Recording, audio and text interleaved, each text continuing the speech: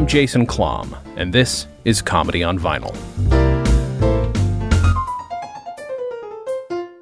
The year is 1975. No, it's not. The year is 1974. The album Booga Booga.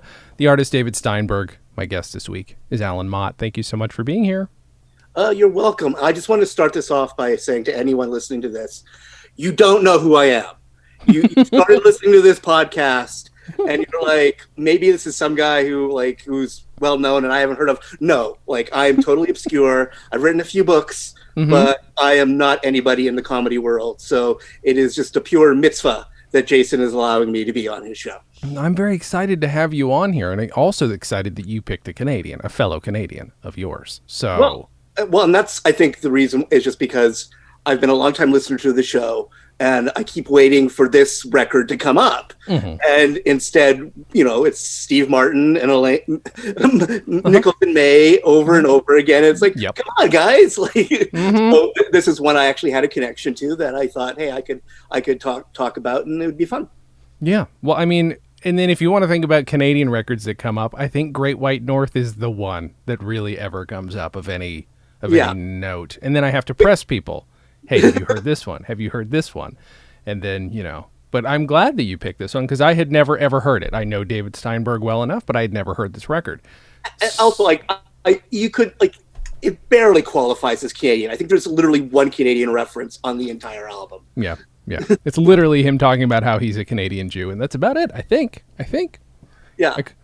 I could be wrong, because I don't know where this was recorded, but it sounds like America based on how he's speaking to everybody. Well, we'll get into it. The first bit, and this is something that I really loved when I first heard this album in full when I was around 15. Okay. So this album, I was born in 1975, so this album was dated the first time I listened to it. Sure. Which and it was only 15 years old, so you can imagine listening to it now, 45 years later.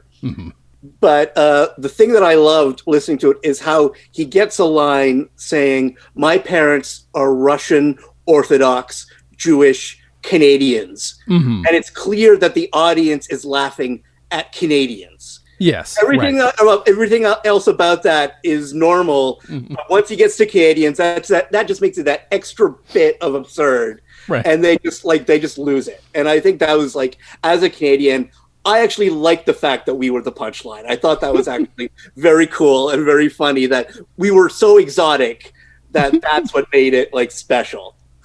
You're not wrong. There is this weird American lack of understanding for many reasons that we could go into for hours and hours of Canada directly to our north. Yet I still think we're what are they though? What? And in terms of where do they come from? Maybe people don't know the French. Maybe people don't know anything. They definitely don't know anything about the indigenous population because we're America. But you're not wrong. I think you're right. It does function that is the punchline, and he knows it. Yeah. He's David Steinberg. I'm trying to think what I could tell people about him other than being a comedy writer and comedy performer, longtime comedy performer. Well, I think he first sort of came to prominence doing these religious bits because he studied to be a rabbi before going into comedy, and he basically went into acting and comedy because he saw that there were pretty girls in acting and comedy, which is a pretty standard story. But because he had this background in religion, when he started working with Second City, a lot of his improvised bits would be basically him just giving funny sermons based on sort of the Old Testament, and so he got booked on the Smothers Brothers show when it was the top rated show on television, and he inadvertently caused the show to get canceled because the executives hated him. And they hated his religious bit. So they basically told Tommy Smothers, if you put him on the show one more time, we're going to cancel you. And Tommy Smothers was like, F you, I've got the top rated show on television. You're not going to cancel me. So he put him on and they canceled him. It's a rough one. I think we've talked before. If you guys haven't seen the documentary Smothered, it's dated in terms of tech. It's like a standard def documentary, but it's worth watching. There's plenty about David Steinberg in that documentary. Yeah, it's a fact. Like, well, he's tried to overplay the myth a little bit by saying that it was the specific bit itself that got the show canceled, but that isn't true. If he had done any bit at all, it would have gotten the show canceled, because they basically knew that Tommy Smothers at this point was a loose cannon who wasn't going to listen to them. And even if he had the top rated show on television, they weren't prepared to deal with that. I mean, maybe if he was like, conservative, they wouldn't have a problem with him being a loose cannon. But because he was basically a 30-year-old hippie, then that was an issue.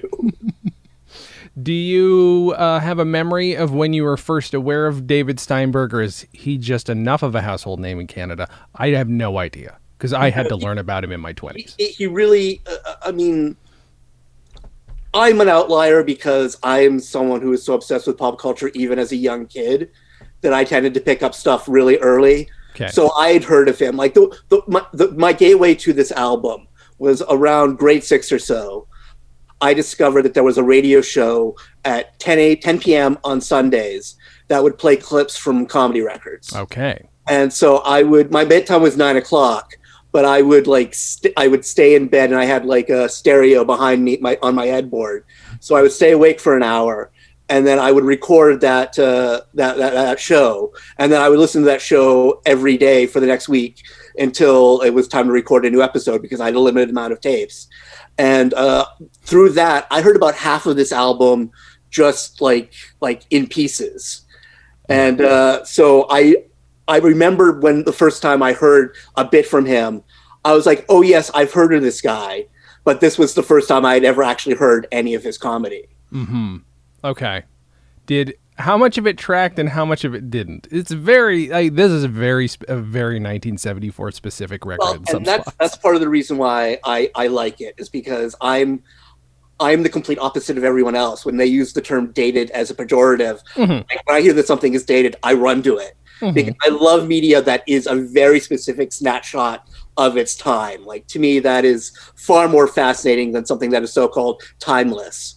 Because to me, timeless means probably they showed a lot of good taste and restraint. And I have no interest in that. Like, I like something that is very much like, this could only have existed in this moment. Like, the example I always bring up is one of my all-time favorite movies is Barbarella, Queen of the Galaxy, which was a movie that could only be made in a very specific 6-month span in 1967. And that is like my idea of like great culture. It's just something that just couldn't have happened anytime else. And this is very much an album that is like that. Like, and it's sort of listening to it now. I'm not prepared to call it a good comedy album. I think, sure.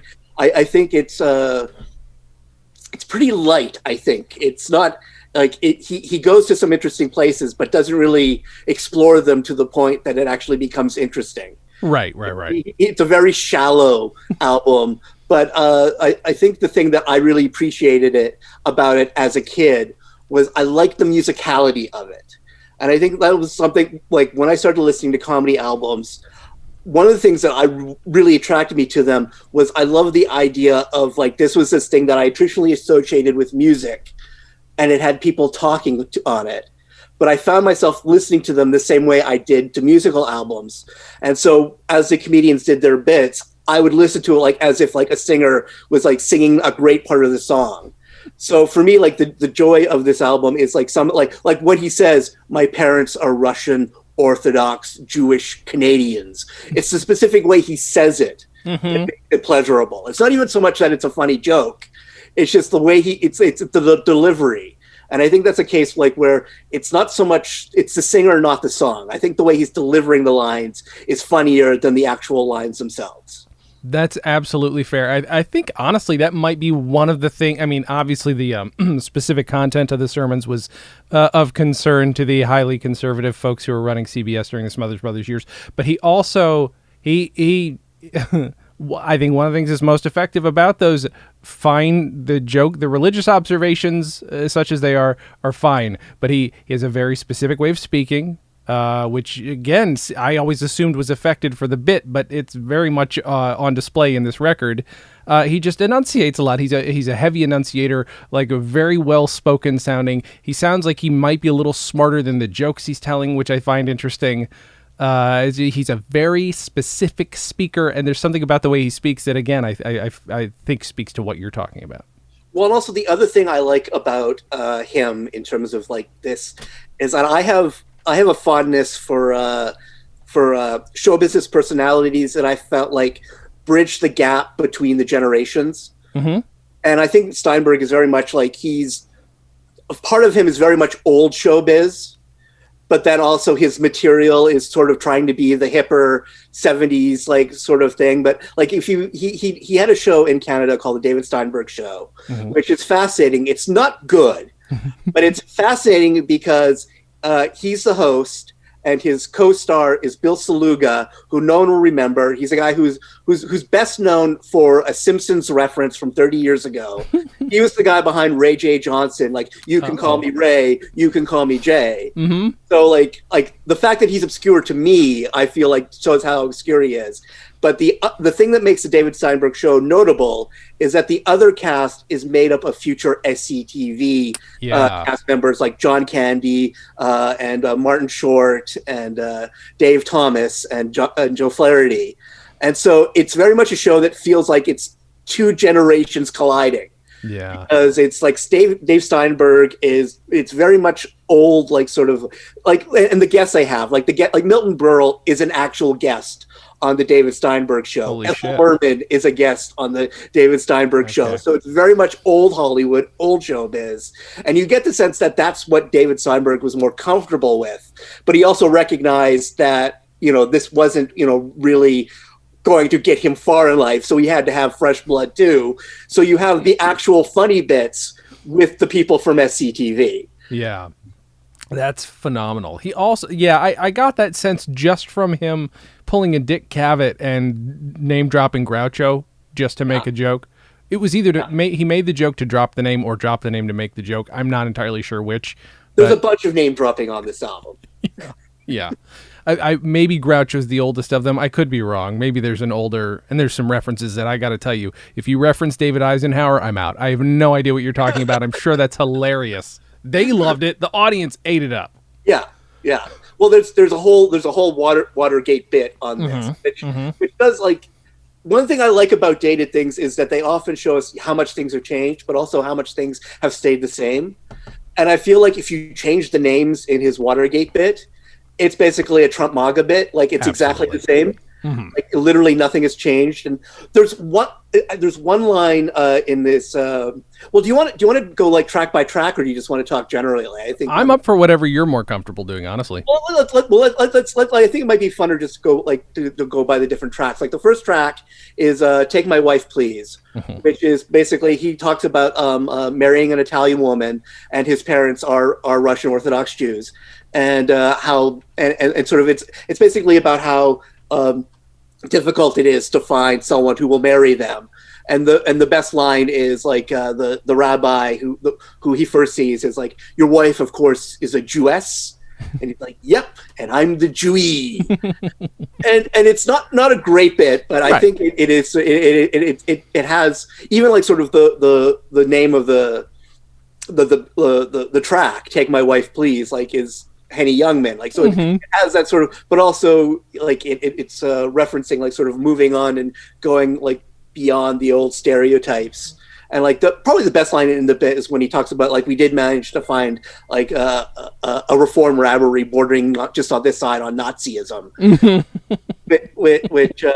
which I think is sort of like a fun little insight into that era of like people who've and I actually had a roommate who was raised Jewish and converted to Catholicism. And he was probably the most anti-Semitic person I've ever personally known, which was ironic because he was actually raised Jewish. But it was a case of like every story he had that was anti-Semitic was based on an actual experience he had with his family. Oh my good God. That's rough. That's really funny. Do you okay? So yeah, so that's the first bit is that oh my god. See, here's the problem. Has he? Yeah, he's pulling the thing where he names shit nothing like what's actually in the in the fucking bit. Which, by the way, I almost called it a sketch because this is not exclusively a stand-up album. This is not.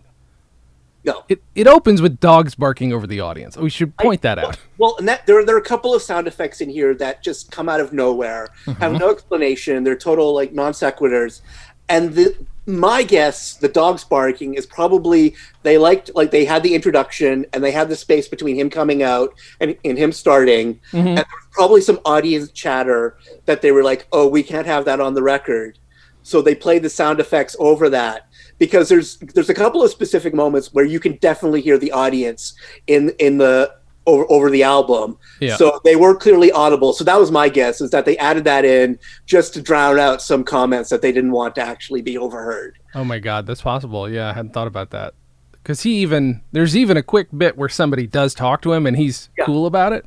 But he was like don't talk to me again, unless it's going to be witty. It's just a pain in the ass up here.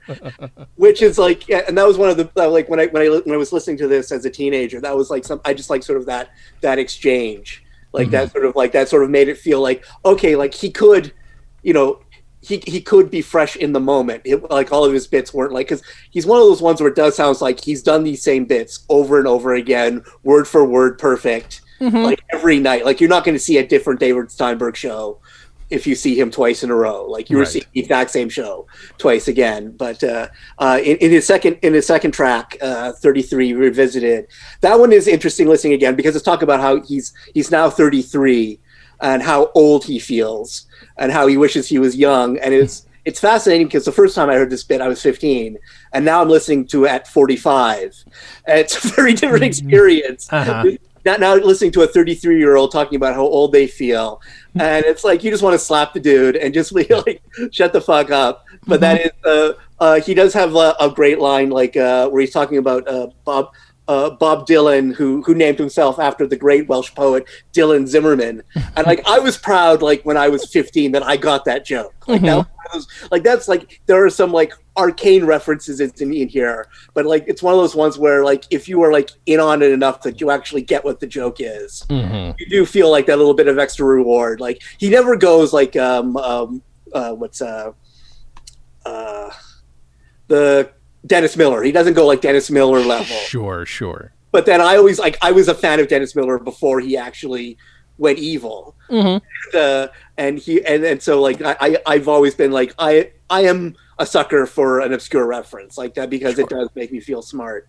And then we get the third track, which was probably my favorite track on the album, which is When You're Right to Write by Moliere. Which opens it's a bit of a politically incorrect opening where he talks about like ethnic groups, know, that is not entirely comfortable today. But basically the gist of the bit is that it's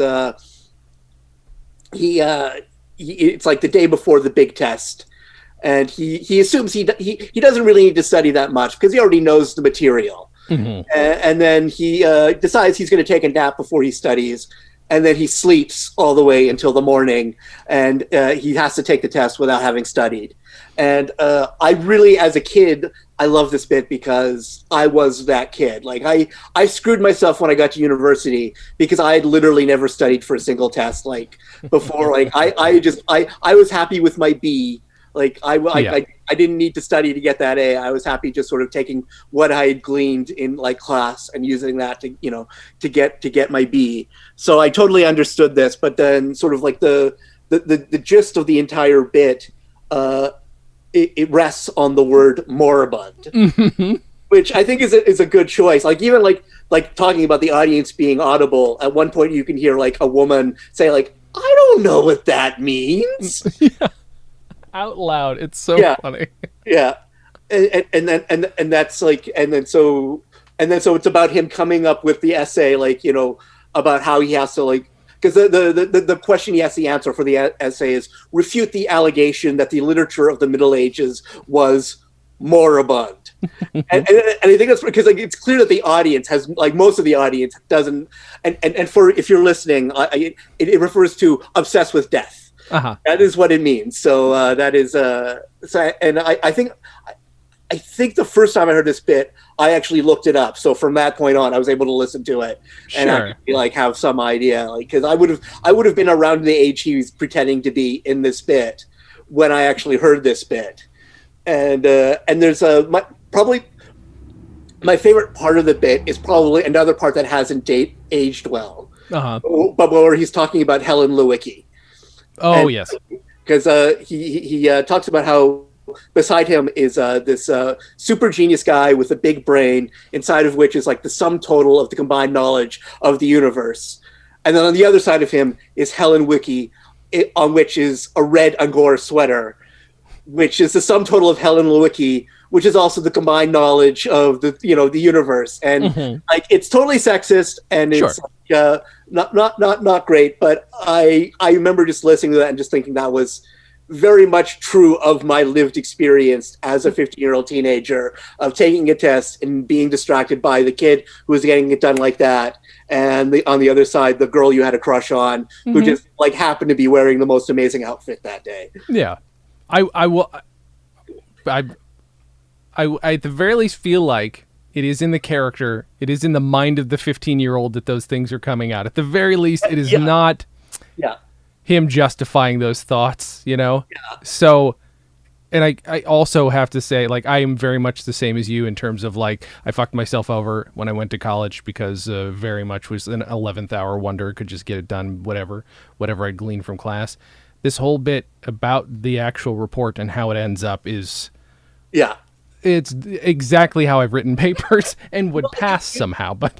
Because I'm a right now, like what my day job is, I'm a copywriter. Mm-hmm. And there are times where I am tasked to write about subjects that I literally know nothing about. Yeah. Have basically 15 minutes to Google.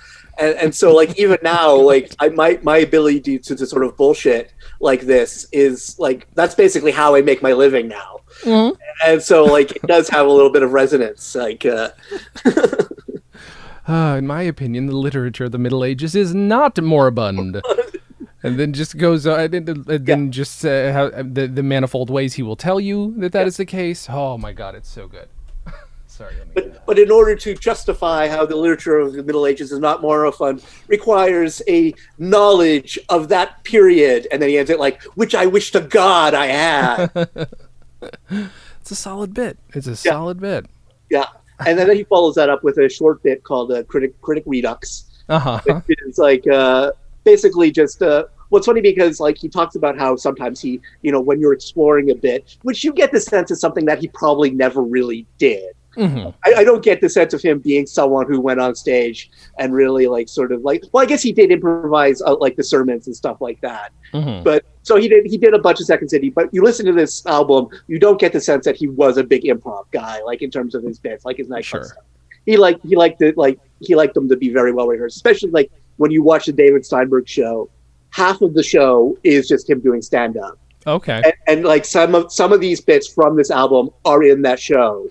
And they are pretty much exactly the same. Like the things that are cut are things that would have to be cut for network television. That's about it. Yeah. But sort of he talks about how like the big joke is that for this is that to him critics are like eunuchs at a gangbang. Like they can point everything out, but they can't do it. Which, in all fairness, is an attitude I very much have too. Like I pretty much agree with that sentiment, even though I write criticism all the time. Like to me, it's more just about like, I view criticism as more like an expression of like biography. Like this is how I respond to this material because this is who I am. Less than this material is flawed because of who I am. Like that's like that's how I view it. But like the joke is that he's at this nightclub doing this bit and he makes a joke about premature ejaculation and the critic is like, "Chuck, please." and I think it's a short sort of like bit. I think it's like a minute and a half long. But I think it really does get to the heart of like how some people like aren't really interested in the quality of the material or what the material is saying. It's just how it relates to them and how, which I think is sort of like it's an inapplicable bit to today. I think a lot of now times people are like willing to completely ignore the actual context and meaning of a bit just because it has a phrase that like they're like, oh, I'm out. Sure. Yeah, yeah, yeah. And I'm sometimes that guy. I will fully admit, I'm sometimes that guy. Oh yeah, we But all are. Like, yeah, I was yesterday, or no, it was Tuesday. A guy on Twitter said something about short and used it as pejorative, and I'm a short guy, and I just went off on him, like saying like being short and being tall are not like character traits. They're the way you're born. So saying someone is short and using it as if like that's a flaw in their character says more about you than it does about them. I almost did it about a bald thing the other day, which it wasn't even directed at me. It's one thing if you direct it at me, and if you've got permission to. Some of my friends have permission. Most of you don't. Just anybody who's listening, most of you do not. But, you know, it's one of those things. You got to trigger. It's going to happen, man. I always tell people, like, I have no problem with a good original short joke. The problem is that the type of people who tell me, a stranger they have never met, a short joke as soon as they see me, they are not people who are capable of telling a good original short joke. No. They're just pointing out something that I already know. Yeah. Hey, I observed a thing. Okay, well, that's not how that works, but good for you. Yeah. That's, yeah. That bit starts with a car crash. I just feel like I should point out that's the bit with the second sound effect, a loud car crash. Which is probably, again, another audience, like, maybe they couldn't, like, because it is totally a non sequitur. It doesn't have anything to do with anything. It doesn't lead to anything. So, or maybe somebody else on another album did something similar, and they were like, "Oh, that's a thing we're doing now." And so, the next track on that is called Guzzler's Gin, and it's basically about him being heckled by a drunk. Oh yeah, and it's sort of funny because it's another one where, like, I feel like this is one of the bits that could be done today, because it's basically about a guy who's sort of like annoyed that his jokes are on the progressive side. And so it's like, hey, Steinpink, you got any jokes that I would like? Which I feel like is that is very much today. Like, I hear a lot of like comics now are having a lot of issues that anything that is even remotely anti-Trump can lead to like getting drinks thrown at them, no matter how benign or like simple it is. And then the guy sort of ends it like, you got anything I would like? Anything about tits? And Steinberg is like, well, and if you're one of those people, that was it. And which actually, it sort of reminds me, there's a bit on a Bill Hicks album, Rants in E minor, called Purple Vein Dick Jokes, which I actually thought like mine's very similar territory, where he talks about like how like don't worry guys, dick jokes are coming. Like, he's sort of placating like the audience who are having to deal with his like, you know, leftist lunacy. Like, you know, don't worry, I'll deal with you guys soon too. Like, I'd forgotten about that. Wow, it's been a while since I've listened to Bill Hicks. Yeah, he's one where like I feel like everyone who venerated him like in the 90s will probably listen to a bunch of his stuff and be like, ooh, oh, that isn't aged well. Especially like I remember when I took my first job in marketing, I was like, oh, Bill Hicks wants me to kill myself, and he isn't joking. He's being serious. He really wants me to kill myself. I mean, you know, at least we know he's since changed, because we know he's turned into Alex Jones, if you want to believe that conspiracy theory. It is my favorite conspiracy theory, by the way, and I don't know why. I'm just obsessed with it. I haven't heard that one. I'll have to look into that one, but yeah. It's weird. They almost slightly look alike, and the Texas thing, and that's about it. Like, and then somebody's just ran off. You know, it's probably a practical joke, and then a bunch of nut bars believe it. It's one of my favorite weird. Well, it's almost like the Alex Jones audiences are willing to, you know, believe really stupid things. Fun stuff. Alex Jones, not welcome on the show, just in case you're listening. I know you'll go on other podcasts. He then starts talking. I got to tell you, I know enough about Last Tango in Paris, but most of it went well over my head. This was when I was a kid. This was probably my favorite bit. Okay. Because I'm a huge cinephile. I'm a big movie buff.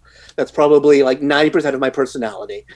And my origin story is that when I was around 10 or 11 years old, I went to the library and I discovered the section of the library that was dedicated to books about movies. And And by that point, I was already a big movie fan, and I was a big reader. So it just made sense. Hey, these are books about movies. I like movies. I should read these books.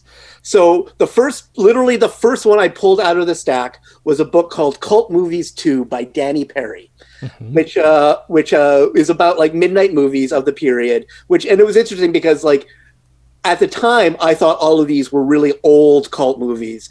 But then when I realized now, I do the math in my head, a lot of these movies had only come out a few years earlier. Okay. So it was like one of those things where like the disconnect. But I opened the book up, and literally the first thing I see is an entry for a movie called The First Nudie Musical.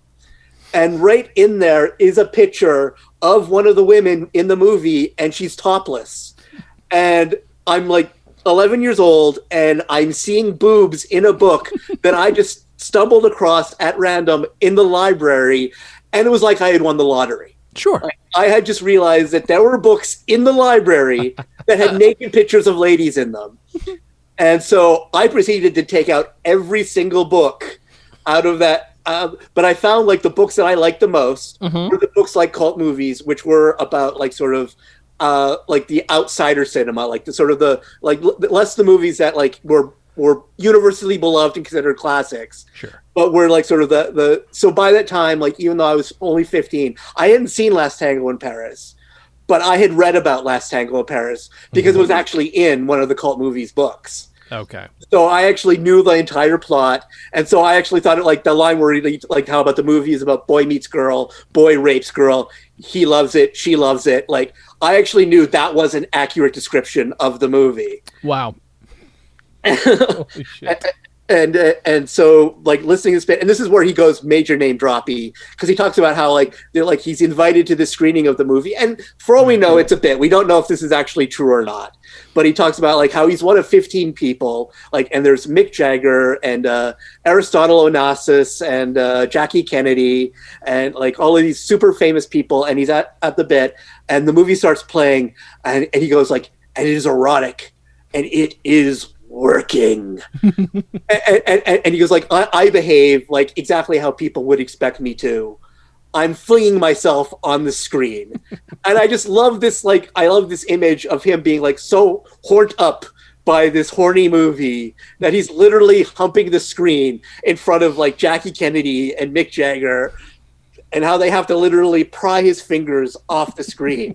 But the thing that I loved about this is that it's all a setup for a margarine joke. I got it when I was 15. But like I would have like I am just old enough to have gotten this joke. I feel like if I was a year younger, I would have had no idea what he was talking about, because the joke is that there's a famous scene in Last Tango in Paris where where Marlon Brando says to Maria Schneider, "Pass the butter." And so she hands him the butter, and he takes a knife and he takes a bit of butter, and he literally spreads butter all over her body. And he talks about like how, you know, Bertolucci, you're good. I loved every movie you did, the Spider Stratagem, The Conformist. You're good, but you're not great. And I know you're not great, because when I would have done your movie, just at the climax of that scene, I would have had a crown appear on her head, which is a reference to Imperial Margarine, Okay. who had these commercials where basically the wife would make dinner for the family, and the husband didn't know that she had switched from butter to Imperial Margarine, and the way he found out is he would take a bite and a crown would appear on his head. Holy shit. Wow. That is wow. Okay. And it's like one of those things. It's a good joke if you know that. Well, yeah, when you know the context, it's actually funny. When you know the reference, it's actually a good joke. But it is like I said, I barely got it when the album was 15 years old. I can't imagine someone listening to it now, 45 years later, like and getting it. Like that's one of those things where, yeah. Rarely do I sit and write the note that I wrote, which was, I do not get it. And I figured you'd be able to explain it to me. And you did. You did not disappoint. By the way, everything you've just described so far, if you guys have been listening and enjoying Allan, Follow him on Twitter because everything he's described tracks 100% with who he is on Twitter. You're a very honest Twitter presence. I will give you that. Well, and that's always, I'm always insulted when people like talk about like, oh, don't trust people online. They never are who they say they are. You know, everyone's like posing as a character. And I'm like, no, I am 100% myself online. And so like, if you don't like me, then like I actually do take that as a personal insult because you genuinely do not like who I am as a person. You don't like a persona I've created. You don't like me. if that blanket wasn't behind you, I would be disappointed. If you weren't wearing that shirt, I'd be disappointed, which I feel like I should point out. Now, is that specifically Elsa Lanchester's Bride of Frankenstein, or is it? I think it's just generic hip Bride of Frankenstein, Okay. and actually below it actually says "Blow Me." And the blanket is Joan Collins from an Egyptian movie she did. So yeah, no, I'm very much. I actually thought it might look like I had done like a background thing, but no, this is the actual physical thing that is behind me. Yeah, no, that tracks. Again, I love it. No, it's very, very good. Elsa Lanchester did 2 very good comedy albums worth listening to. Just thought I should point that out, just because that's what you're sure to think of. And she's great in Murder by Death. Of course. She's fantastic. I mean, she's fantastic in everything. It's weird when she doesn't talk and has a stripe in her head. But, you know, she's also very good there, too. Those 2 albums are her literally just singing filthy Cockney songs, and they're great. Yeah. That's all it is. What's the next track? I don't have it in front of me. Remember Pat Boone. There we are. It's probably my least favorite track on the entire album because it's basically just a bunch of 70s references, like or referenced together. But I think even like as a kid, like the thing I didn't like about it was around the same time I heard Robert Klein's Mind Over Matter. There's the opening bit on there called The Final Record Offer, which is basically the exact same bit. And I thought that Klein's bit, which is much shorter, but also much better. And so, like, to me, it's like it was really easy for me to compare the two. And the one line in this that never made any sense to me, and it was literally only until I was reading a book called Nixon Land, like 5 years ago, that I actually understood the reference. Was at a certain point he goes, "Remember meat?" And one thing people don't remember from the Nixon era is that because of various reasons, the price of meat jumped dramatically to the point that that housewives actually had public protests. There were meat strikes during the Nixon era. And so like the Nixon era is so messed up that all of these things happen that people forget that people actually hit the streets to protest the price of meat. Wow. And so like that was like a reference that I never got all the times I listened to this album, but it was then when I finally I was reading like an 800-page book about the Nixon years that I actually like found out like it's like the guy's actually talking about the meat strikes, and as I'm reading, it's like, oh, that's what David Steinberg was talking about. Like that moment when like you like a reference you never gotten, and you finally like there's a similar moment in the song on this album where there was a reference I never got, and then a few years later I found out what they were talking about. I was like, oh, that's from that album. I love that stuff. I love when something becomes relevant. Like it's all of a sudden stuck in the back of your mind and you don't realize it, but that's the trigger. We're weird animals like that should happen. But also in the everything coming back, like sort of now, like, you know, conservatives like Biden's going to take your meat away. So it's like I said, we're just like people who think that these are extraordinary times. Like, no, we're just going through the 70s all over again. Yeah, you would be drinking plant-based beer, Alan. The next one, Prejudice, and this is absolutely the track that he could not get away with today. You know, the opening bit, which I mean, it's one of those ones where it's not a lie. Like there are like some stereotypes do apply to some people. Like, sure. But the way he phrases it, especially the line about Asians, is like that would get him canceled if he did that line today, no doubt, like 100%. But it's sort of it's all leading up to what is essentially a series of Watergate jokes. So unless you know anything about Watergate, like then you're not going to get this. Like, so I do know quite a bit about Watergate. So I do, even as a kid, I got a bunch of these jokes. But the thing that I find interesting is that there are a couple of moments where, and specifically women, boo him. And I don't quite get, because the jokes themselves are like, are they booing him because they're Nixon people who are like upset by the jokes? Which you cause like, well, he's David Steinberg. Like, if you're a Nixon person, why are you at a David Steinberg show? Yeah. But then at the other hand, like, it's like maybe they're like ultra progressive, and for some like reason that we don't understand today, like the jokes have like but it's sort of like interesting that he kept like a bit on the album where people are actually booing him. He does seem a bit like he would be enough of a contrarian that he would really enjoy having that bitter reaction on the record. Like, he'd laugh very hard at that. I was not expecting him, again, everybody, just so you know, again, not entirely stand-up, because the next thing, you could consider this part of stand-up, but he plays a Shel Silverstein song. He just straight plays a Freaking at the Freakers Ball. Well, and this is probably the most fascinating track for me, because by this point, this wasn't a new song. Like, he didn't debut this song. Yeah. By this time, Shel Silverstein had recorded it for an album that Shel Silverstein did it. And Dr. Hook and the Medicine Band had actually made it into a hit song like 3 years before this. But out of curiosity, last night, I decided to listen to all three versions of the song just to compare them. And I actually have to say that, viewed as comedy, I think his version is the one that's actually funny, because he's so square. Okay. Because like Shel Silverstein, the way he sings it, he actually sounds like a maniac. Oh yeah. He sounds like somebody you'd back away from if you ran into him. And the Dr. Hook, like, it's just a bunch of hippies. Whereas, like, I actually have friends in the kink community, and they are the most square, normal people you will ever meet.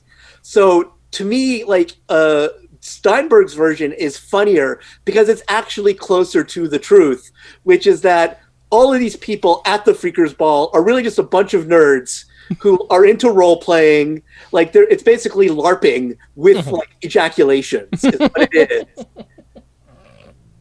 And so the fact that he does it, like, he just sounds like this normal guy talking about, like sadomasochism and that, and talking about the reference earlier that, like, it was when he was talking about the plaster casters, and I actually found out what that was and who that was referring to. Like, that was like a big eureka moment for me, and I was very proud of myself. You're gonna have to walk me through it. Okay, well, it's one of those things where the song makes it sound like it's a kink. Yes, and it really wasn't. Really, the plaster caster refers to basically two women who were groupies in the 70s, and their gimmick was that when they hooked up with rock stars, they would make plaster of Paris in like molds of their penises, and then they would take those molds and make candles out of them. And so, like, wow. And the funny part is, like, I don't think I was that old when I found, like, I think I was only probably, like, it was only like 2 years after I first heard this that I actually found out. Like, I was only like maybe like 16 or 17 when I first learned what the plaster casters were. Like, it was one of those things where I was like really proud that, like, I had already like knew about them and had heard this reference before. But the thing is, like, and I'm sure that maybe somebody somewhere has written an article about whatever happened to the plaster casters.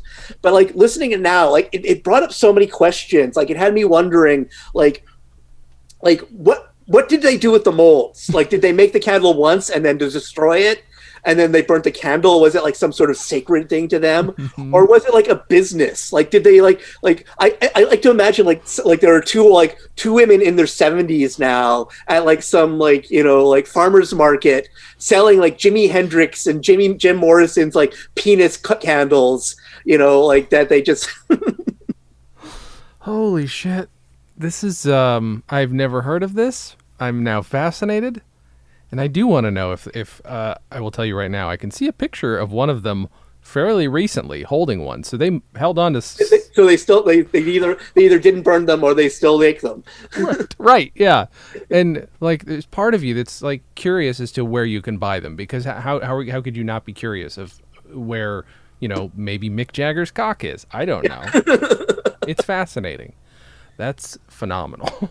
And also, like, you wonder, like, how much, like, trial and error went into the making. Like, because I'm sure the first time they probably didn't shave the dude, and it was a total disaster. And you're like, who is the poor rock star who's picking out plaster of Paris from his pubes? Because nobody shaved back then in the 70s. Right. So it wasn't like, so it was a case where, like, after, like, oh, now before we do that, we have this little ritual we perform where we have to shave you. And maybe that's how James Brown got the scream. Yeah. At the beginning of I Feel Good. I mean, who knows? And here's why this album is definitely not strictly stand-up. This next bit is a sketch. Now, is he pulling an audience member onto stage? Am I understanding that correctly? I'm pretty sure that this is just a random dude. Yeah, so it is... And you can tell by the audience response that this is a sketch that he's done quite a bit. And there's a documentary about him called Quality Balls. Uh-huh. And this sketch does come up, and I think this was like his, like, when he was like performing with Second City, this was his big sketch. Like, okay. This was the big sketch that he was famous for, and it's called Booga Booga. It's where the title of the album comes from, and basically it's him doing Groucho. It's basically him doing his version of like Duck Soup. But the joke is that he's playing a psychiatrist who is actually crazier than his patient, and he's like running around. He's like throwing imaginary bugs off his body and stuff like that. It's funny because it's one of those ones where there's certain jokes that don't really make sense because we can't see what's happening. Yeah. And like, it's like there's certain jokes, because when I actually I've seen this, because it's on the David Steinberg show. I think it's actually in the pilot episode. Like, it was like so big that we have to have the big one in the first episode, because this is the only way we're going to sell this show. And like in it he wears like this very vaudevillian outfit, like it's straight out of the Sunshine Boys. Like the tie goes down like to his knees, and like and it's very much like, when I say like he's very much like his heart is in old show business. I think that like this is very much the proof. This is very much like something that you would have seen, like if you had gone to see a vaudeville show in 1918, you could have seen Booga Booga. Apart from the fact that it makes some specific references to things that they wouldn't have talked about on stage then. Like, but you would have seen this in a burlesque theater in that area. Right. Holy shit. And the weird thing is, so this is his third record and he's busting that out. Have you heard his other records? I haven't. I actually, I only recently discovered that one of them is available for streaming. And I was going to listen to it before this just to get like sort of a comparison, but I didn't have a chance. But it's funny because this album, I had heard like half of it on this radio show, but like part of my sort of like comedy on vinyl thing was, for me, it was comedy on cassette. Mm-hmm. And I would go to the library, and my local library had like a bin that had maybe at most at any given time 10 tapes in it. And I had basically taken out every single tape. So as soon as a new tape appeared in there, like I was yoink. And so one day this album appeared in there. I looked at it back and I got excited because it was obvious, because I could tell just by the titles that I had heard Booga Booga and I had heard Freaking at the Freakers Ball. The other ones, based on the titles, I didn't know if I had heard them or not. It turns out I had heard a bunch of them. Mm-hmm. But like that was sort of the exciting thing about it, was sort of that. But then his other ones, I never came across them. Like apparently one is his religious bits, which I don't know. I don't even know if I would like that one, because like having seen like the Smothers Brothers stuff, like I don't really find it that funny.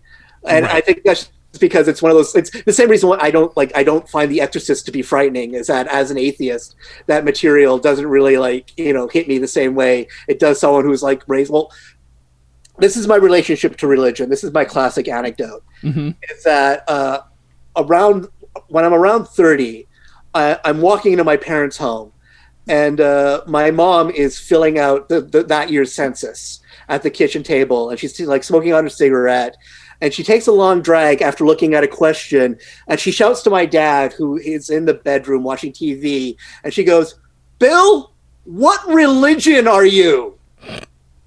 And then there's an audible pause as my dad thinks about his answer, and he goes, "I don't know, Protestant." And then she looks down, takes another drag, and goes, "They want you to be more specific." And that was the longest religious conversation that ever occurred in the household I grew up in. Oh, that's so good. And so like that's why like that like sort of his religious stuff just has no relevance or meaning to me. Like I get the references, but sort of like the whole like it's sort of like similar to like George Carlin's Catholic stuff, which I actually think is a lot funnier. Mm-hmm. But at the same time, it's sort of like a totally alien world to me. It's not something I understand at all. Sure. Yeah, no, I get that. It's one of those, we talk sometimes about having to put yourself in the mindset of the audience at the time. Yeah. It's harder to put yourself in the mindset of an audience with a different life experience entirely. Yeah. Yeah.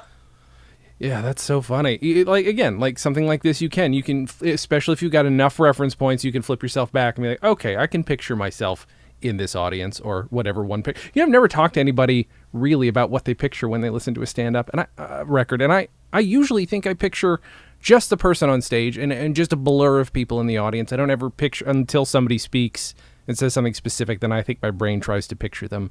But I think I'm only just picturing the person on stage. It feels very isolated, I guess. I'm very different. I'm a huge Bob Fosse fan. He's my favorite director of all time. Mm-hmm. Whenever I listen to a comedy album, I see scenes from Lenny in my head. Like not even if it's Lenny Bruce. Like it's funny because a lot of Lenny Bruce albums I've heard probably didn't look anything like that, but that's still like that's like when he's doing the Palladium bit, like that's what I imagine in my head is sort of like Dustin Hoffman in the smoky like sort of like nightclub or even like I guess like sort of like I also sort of imagine like sort of like Miss Maisel, like that sort of like atmosphere too, like that. So like to me, like very much I do see the audience in the bit like in my head, like that is.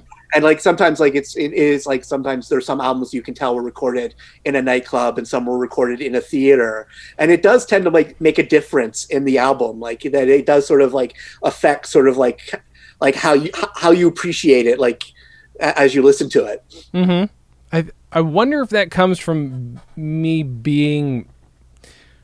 wanting desperately to be the guy up on stage. I think that could be, even though I don't want to do stand up, I feel like that might be, maybe that's the difference.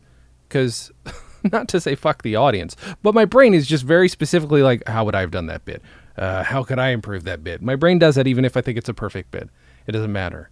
So I wonder if that has anything to do with it. I think maybe because I've done like I've never done like stand up specifically in the stand up milieu, but I have done solo performative stuff where the intention was to get laughs in front of a large audience. Like if you Google Allan Mott and Pecha Kucha on YouTube, you'll find 3 pieces I've done in front of an audience. And like, I knew I was good because the local, for people who don't know what Pecha Kucha is, it's basically this thing the Japanese created. And it's basically an obnoxious slideshow. Because you have 20 slides and each slide goes by for exactly 20 seconds. So you have exactly 6 minutes and 40 seconds for the slideshow. And when they tell you about how to do the Pecha Kucha, which is usually supposed to be about one subject, it's not about random slides. Like one subject, like all of the slides are attributed to one subject, is that you should like just wing it, let it be loose, like and like no. I know exactly how many words I can say per slide, and each slide like goes into what the next slide is saying. Like I have written this out. It is as close as I have gone to writing like a stand-up routine are these bits. My last one was about how my atheism was pretty much inspired by me reading a religious Archie comic on a family road trip. And the story I read was about Hot Dog, Jughead's dog. He wonders what it would be like to be a person and how cool it would be. But at the end of the comic, Jughead is like, oh, you can never be a person and you can never go to heaven because you're an animal and you have no soul. And so as a 10-year-old, I'm reading this and like, wait, so there are no dogs in heaven? Fuck that bullshit. And that's pretty much what drove me away, like beyond the fact that I was raised in a household that had no religion in it. Sure. Like it was like if these religious people are telling me that there are no dogs in heaven, then like I am having nothing to do with them. And so that's like sort of that's the bit is like my Petra Kucha, my most recent one, and I got laughs. Like I actually did a really good job, and I think part of that is like I think I have. Having listened to these albums, because I would listen to these albums when I would go to bed at night. They were basically my equivalent of bedtime stories. So a lot of these like cadences and deliveries, I literally like when people like would listen to like self-help tapes while they sleep to like, you know, get it in their head and their unconscious. Like it's literally like I literally have George Carlin bits in my unconscious because I listened to Class Clown 1,000 times when I was a teenager, you know, in bed at night. So I think, yeah, very much like I have that same sort of thing where I listen to these albums and I like I said before, I listen to like the music of it. I listen to sort of the delivery, and I think that's why I really enjoy sort of like guys like Steinberg and like Klein. And I'm less a fan of guys who are just like, you know, riffing and making it up as they go along, because like I like sort of like the, you know, sort of the performance aspect of it, like the actual like sort of like taking it. And like, I mean, to me, the classic is Bob Newhart is probably like my favorite, like the fact that he could just, you know, the delivery is just so perfect. And like, yes, every time you heard it was exactly the same, but it was the same. It was like when you go to see Adele perform, you don't want her to see and do a new version of Someone Like You. You want to see her do Someone Like You exactly the way that it makes you hit your heart hole. And I think that's the same with the comedians. When you see them do a classic bit, yeah, they can change it up, but and do it in fun ways. But a part of you wants to see the classic bit. There's no doubt about it. Have you seen or had an opportunity to see David Steinberg live? No. Okay. I don't even know. Or like once he became a director, I don't even know if he continued to do stand up. He's done like because he had like an interesting post comedian career. Like he tried to get into acting, but he's too stiff. He doesn't really like have like he did a romantic comedy with Susan Sarandon called Something Short of Paradise, which I've never seen. I actually, right before this, I found that you can, on IMDb, you can find the episode of Siskel and Ebert where they review the movie, and Gene Siskel calls it one of the worst clones of Annie Hall. And watching the two scenes, like you totally understand what he means. Like they are actively painful to watch. I can't imagine seeing the whole movie. Like he's trying to be this charming romantic leading man, and he sounds like the guy on the record albums, and it doesn't work. Like he doesn't. There's no trace of like humanity or realism, and also he's sitting next to Susan Sarandon, and it's hard to compute. Yeah. Which apparently the thing that, you know, it's one of those things where it makes no sense to our eyes now, but apparently he was quite the ladies' man in his era. There's in Quality Balls, there's an anecdote about a friend coming to pick him up and opening the door, and Tuesday Weld opens the door. And for younger listeners who don't understand what that means, imagining going to your friend's apartment and Margot Robbie opens the door. That's that level of hot blonde opening the door.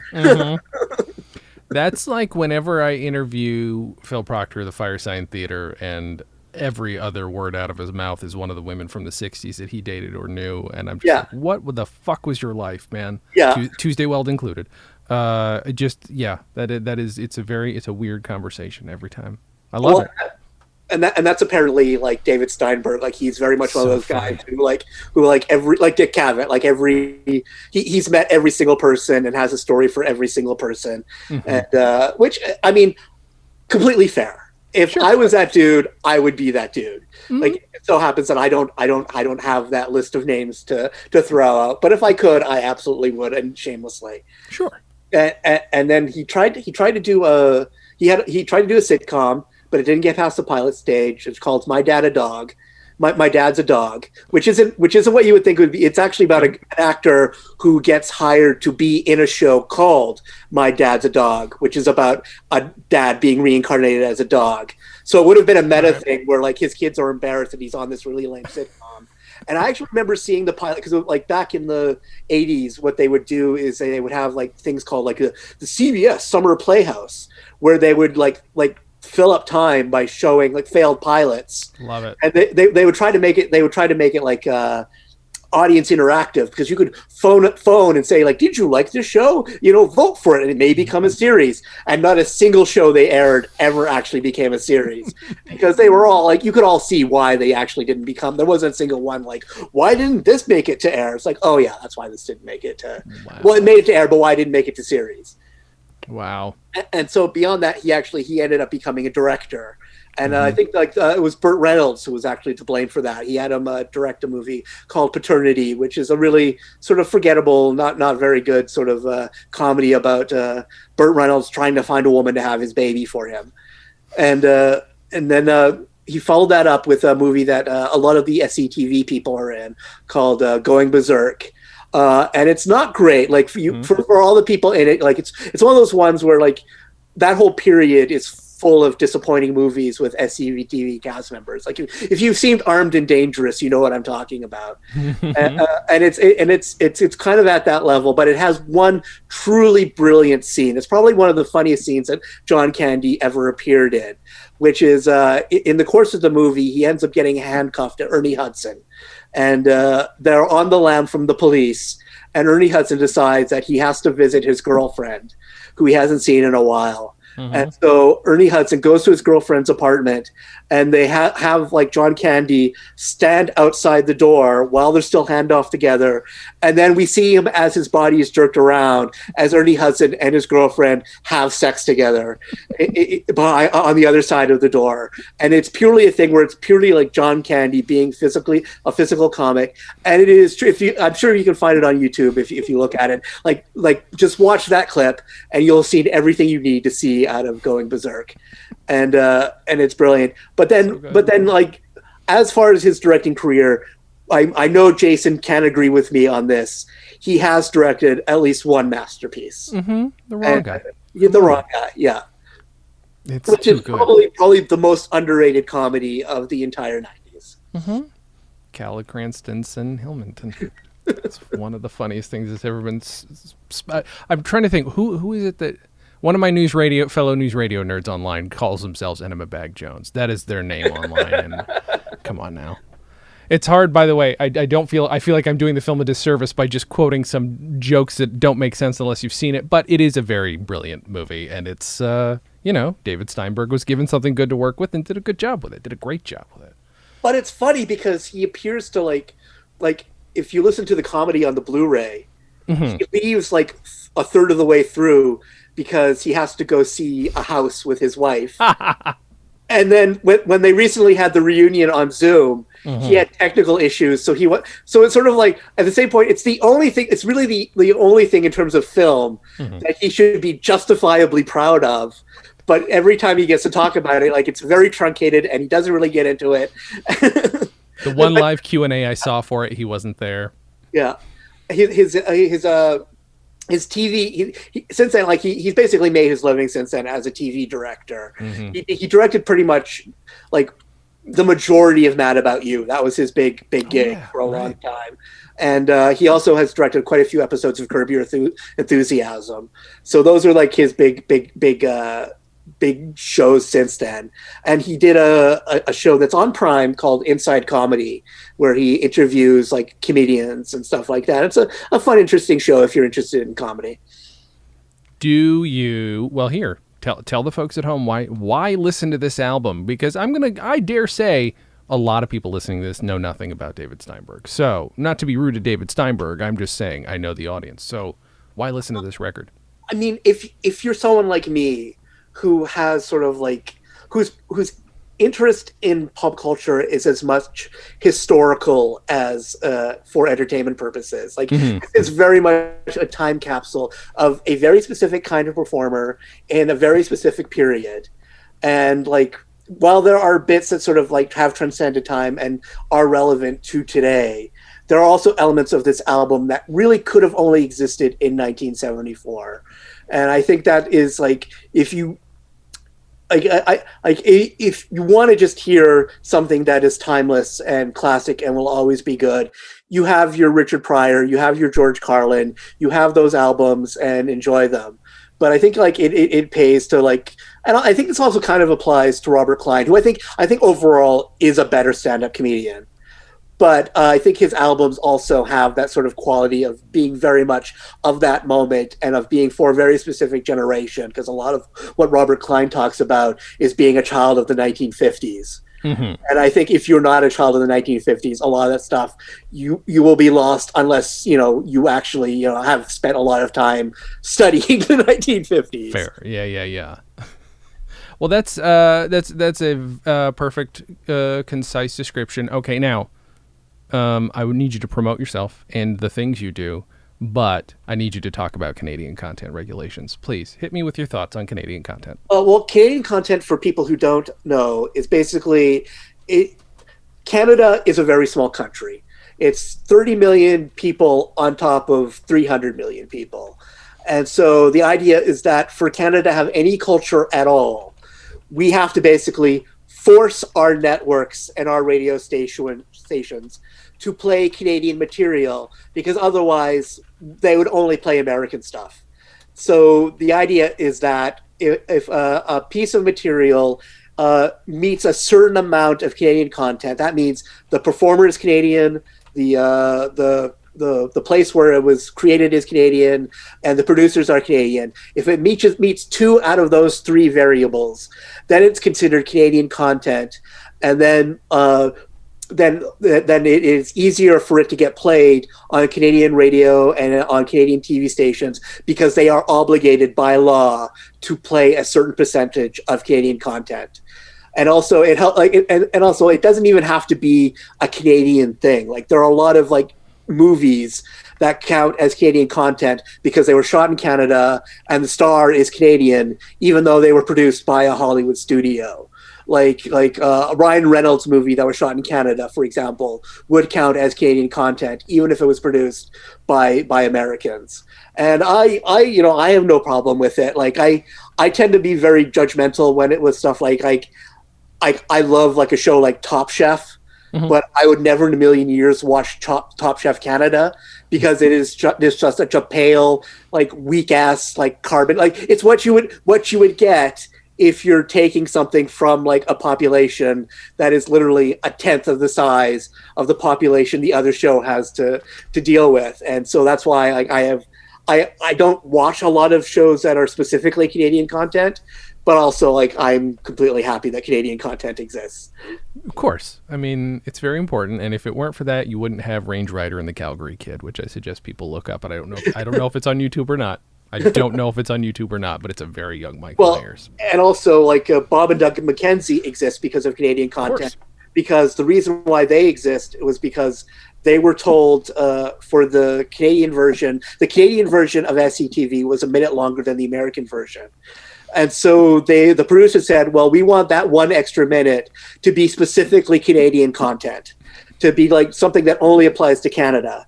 And so they were like, okay, fuck you guys. We'll create the most like stereotyped, like hoser sort of like thing. And it ended up becoming the most popular thing that the show ever produced. Mm-hmm. Mm-hmm. They're action figures. They're very good looking action figures, I will point out, But that's what happens when, a Canadian makes action figures. Apparently the best action figures on the planet. Thank you, Todd McFarlane. Allan, where can people find you? Where can people find your work? Tell people about yourself. Well, they can find me on Twitter at House of Glib. Same with Instagram. And you can find my personal website is called Vanity Fair. And you can find stuff like that. I actually just put up my first post in 2 years on that. I take a very long and boring look at the Hammer Frankenstein movies. I love it. That's so good. You're a good follow. You're a good follow. Come on, people. Follow Allan. My goodness. Thank you so much for doing the show. Well, thank you for letting me do it. And, well, that's it. Thank you guys for listening. And, as always, have a good thing.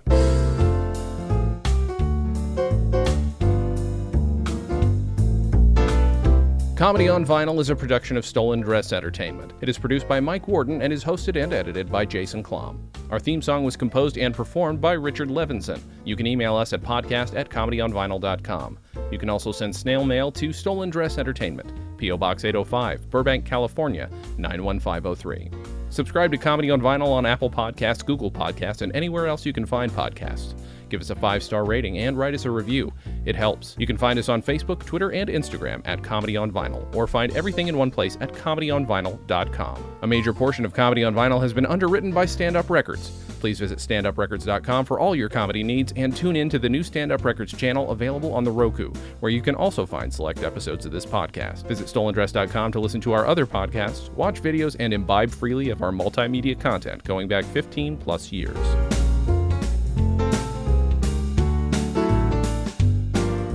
StolenDress Entertainment. Hey, it's my turn. Ah!